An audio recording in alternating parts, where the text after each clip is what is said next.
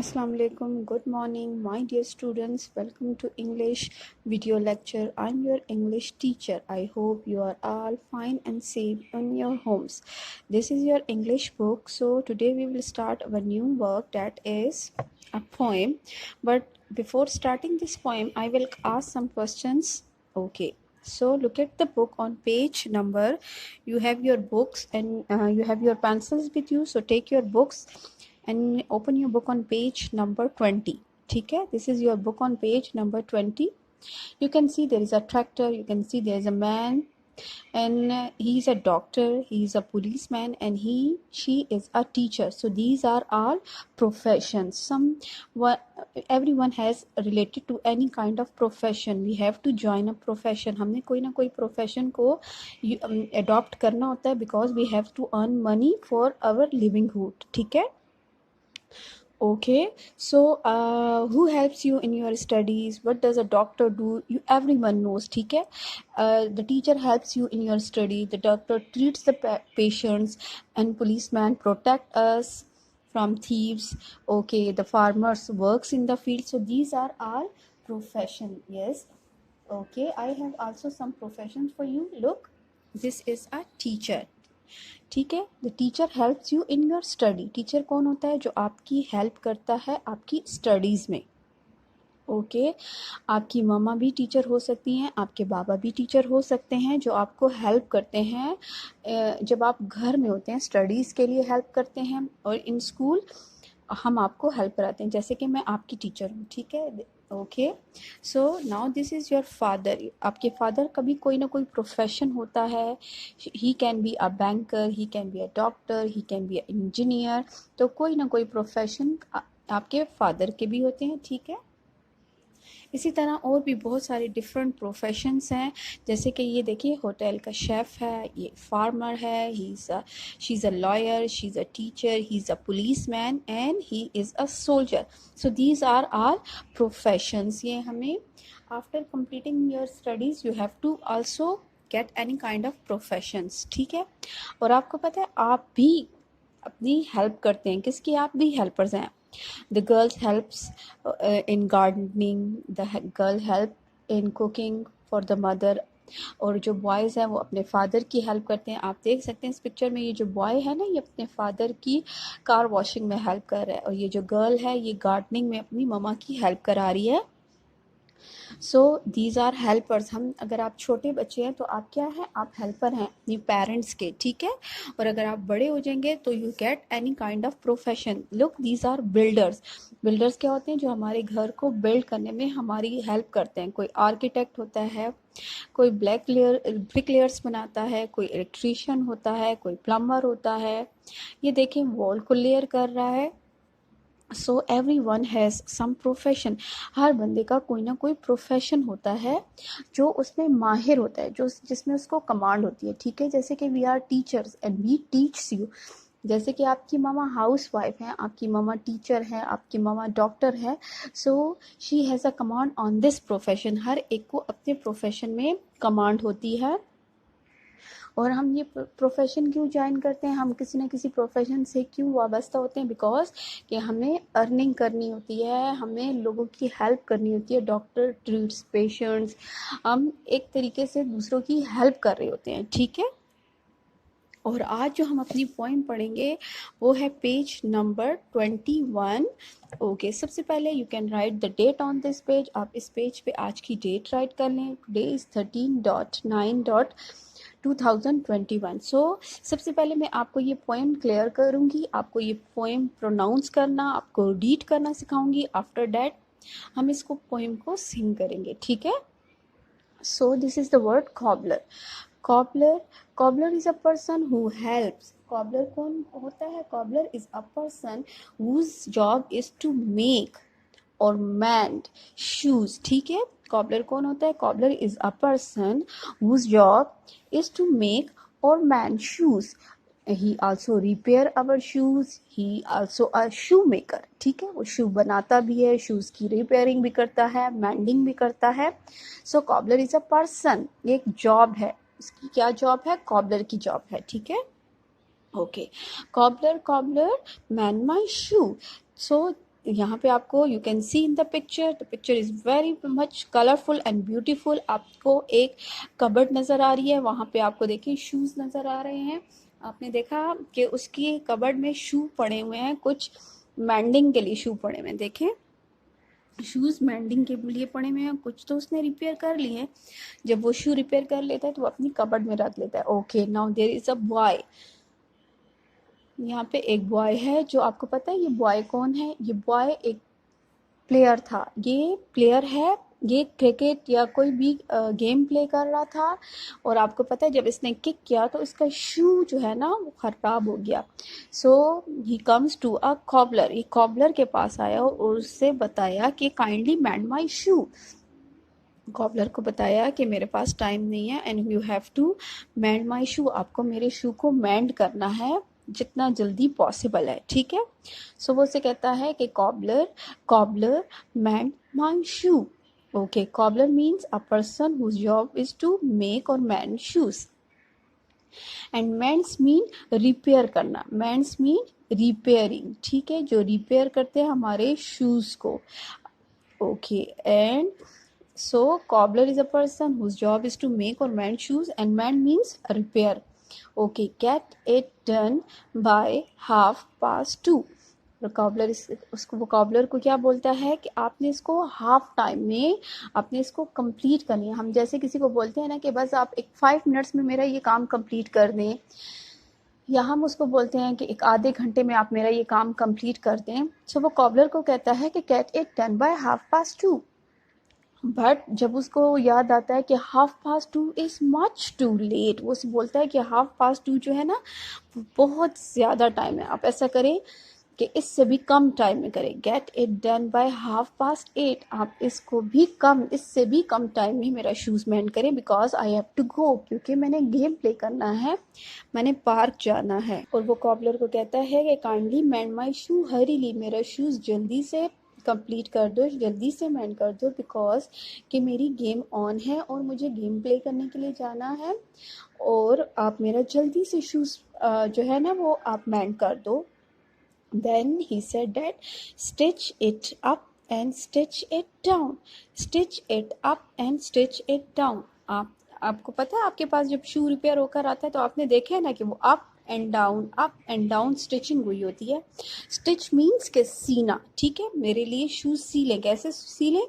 Stitch it up and stitch it down, and I'll give you half a crown, and I'll give you half a crown। crown something, आपने देखा है crown किसे बोलते हैं? Yes, जो Kings और queen's पहनती है ना वो क्राउन होता है, बट यहाँ पे क्राउन का कोई और मीनिंग है। वो क्या मीनिंग है? जैसे कि आप अपने मैंडिंग के लिए, आप कुछ भी चीज़ खरीदने के लिए आप मनी देते हैं ना, तो जो इंग्लिश पीपल हैं उनके एक कॉइन होता है, इंग्लिश कॉइन होता है, जिसकी वर्थ होती है 5 रुपीज़।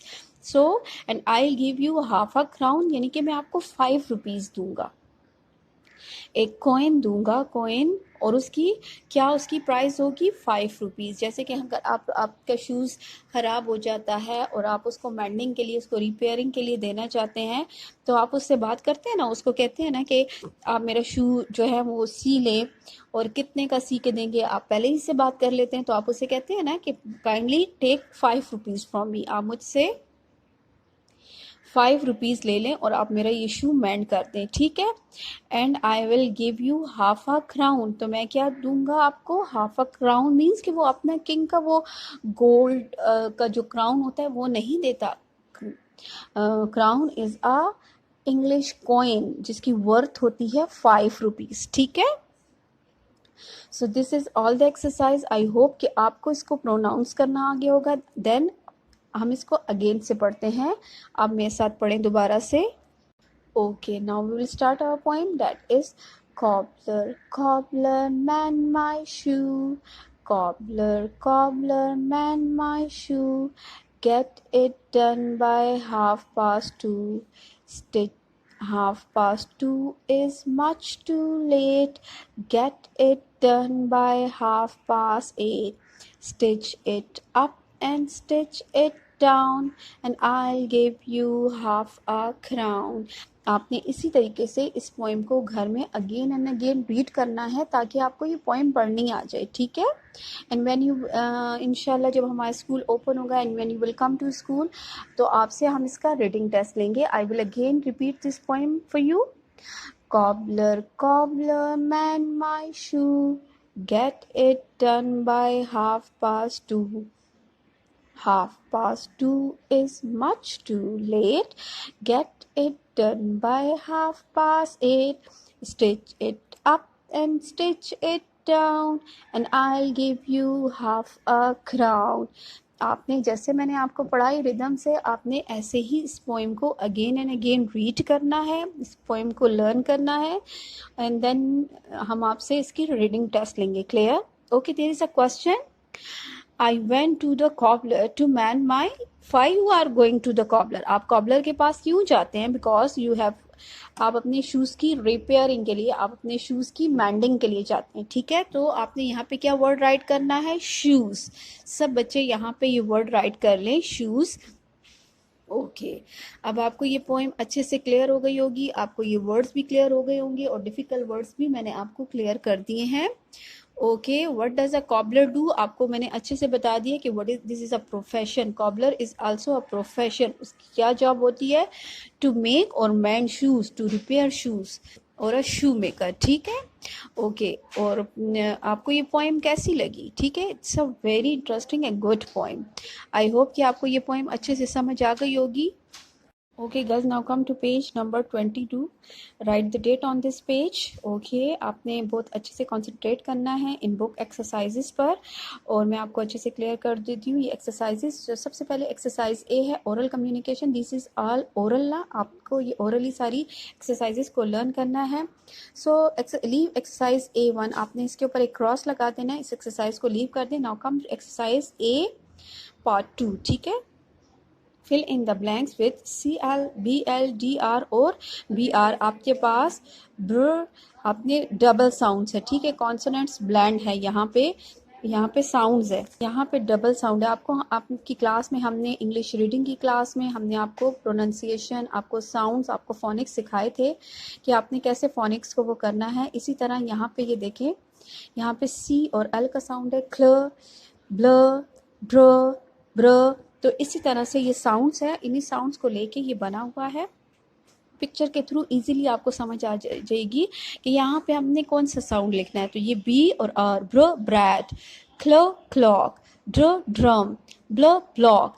तो यहाँ पे BR, यहाँ पे CL, यहाँ पे DR और यहाँ पे BL। तो आप सब बच्चे इसी तरह राइट कर लें, ब्रैड, क्लॉक, ड्रम और block. Okay, now come to exercise 2।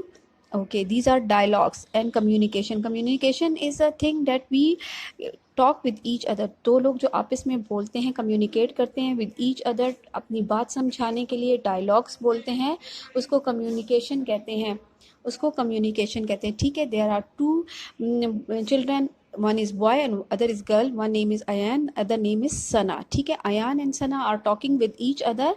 Okay, आप जब ये डायलॉग्स पढ़ेंगे तो you have to come to know that कि आपने कैसे किसी को ग्रीट करना है, आपने कैसे किसी से बात करनी है।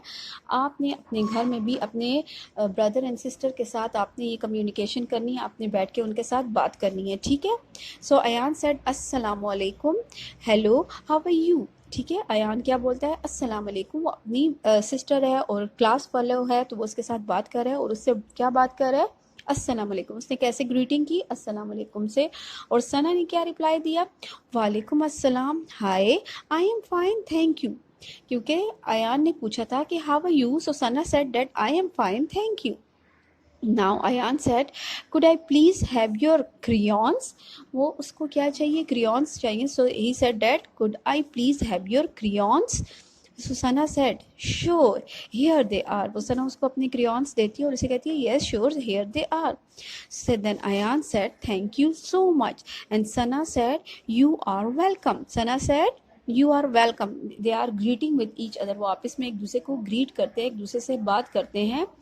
और इसी तरह आपने भी क्या करना है, अपने घर में इसी तरह एक दूसरे के साथ बातचीत करनी है, एक डायलॉग्स बोलने हैं।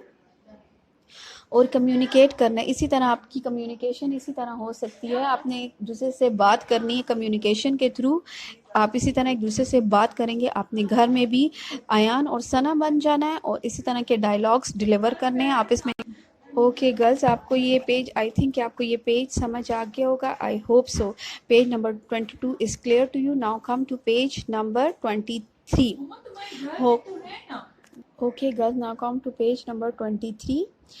ओके, एक्सरसाइज B1 B2 हम आपको क्लियर करते जाएंगे side by side. Now this is your homework on page number 23, exercise 3. Write the date, write the homework on this page. Look at the given picture and match them with their names. Okay girl, this is your homework. आपने ये अपना homework complete करना है, matching करनी है very clearly. बहुत easy exercise है आपके लिए और आपने मैच करना है और आपने इस यूनिट की रीडिंग करनी है, ठीक है। आपको, आई होप कि आपको ये एक्सरसाइज बहुत अच्छे से क्लियर हो गई होगी। ये car, house, rabbit and girl, और आपने इसकी मैचिंग करनी है। इस मैचिंग के लिए आपको किसी की हेल्प लेने की कोई भी ज़रूरत नहीं है, ठीक है। ये बहुत ईजी एक्सरसाइज है। इसी तरह आपने ये अपनी पोइम भी लर्न करनी है पेज नंबर 21 पर। इस पोइम को भी अच्छे से लर्न करना है और ये एक्सरसाइज भी आपने कंप्लीट करनी है और इसकी रीडिंग अगेन एंड अगेन करनी है। पीछे जो आपके कोई भी एक्सरसाइज इनकम्प्लीट है, आपने उसको भी कंप्लीट करना है और सारे आपने यूनिट 1 की भी रीडिंग करनी है। And now you have to read unit number 2। I hope कि आपको सब कुछ क्लियर हो गया होगा। ओके, थैंक यू, अल्लाह हाफिज़।